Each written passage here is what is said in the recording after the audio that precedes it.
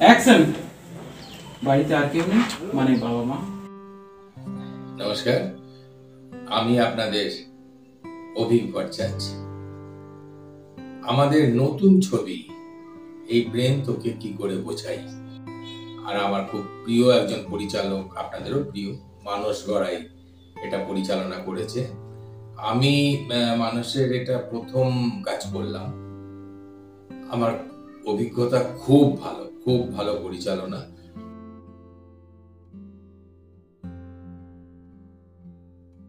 আর ছবিটা খুব ভালো ছবি হয়েছে, খুব মানে অনেক ভালো লোকেশন আছে, গল্পটাও খুব ভালো। আর আমার চরিত্রটা একটু হাটকে আর কি, মানে যেরকম হয়ে থাকে না ঠিক সেরকম নয়, বাট আপনাদের ভালো লাগবে, মানে আমার আপনাদের সবার ভালো লাগবে, আমি কথা দিচ্ছি।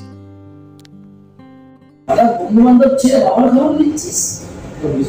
নিশ্চয় তো বড় একটা চোখ যার যত সেন্সার কেন্দ্রে যখন খেয়ে যাচ্ছে বিনা পয়সায়, তখন তো আমি কোনো টাকার কথা বলি না। আবার 20,000 টাকা! বাবা, ও বাবা, আমার সোনা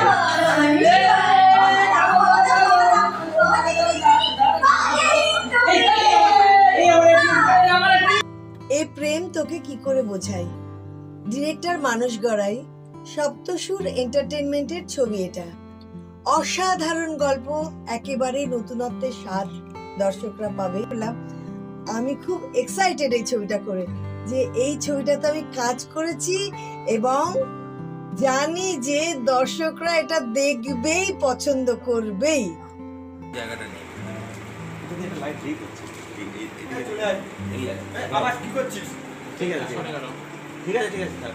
ধর। নমস্কার, আমি প্রবীর দত্ত। একটা খুব ভালো ছবিতে অভিনয় করলাম, একেবারে নিখাত প্রেমের ছবি। তার নামটি হচ্ছে এ প্রেম তোকে কি করে বোঝাই। এর ছবির নির্দেশনা দিয়েছেন মানস গড়াই এবং এটা প্রযোজনা করেছেন আজিজ বাবু। তো এই ছবিতে কাজ করে আমি খুব আনন্দ পেয়েছি। ছবির প্রোডাকশনে সকলে খুব ভালো মানুষ, যাদের সঙ্গে কাজ করেছি এতদিন ধরে। সপ্তসুর এন্টারটেনমেন্ট হাউসের ব্যানারে এই ছবি। আশা করি এই ছবিটা দেখে আপনারা সকলে আনন্দ পাবেন। আরেকটি সবচেয়ে বড় ব্যাপার, যে এই ছবিতে গান গেয়েছেন মানে আমাদের পশ্চিমবাংলার একজন বিখ্যাত শিল্পী কুমার শানু। আপনারা সেই গানগুলো শুনেও আশা করি আনন্দ পাবেন।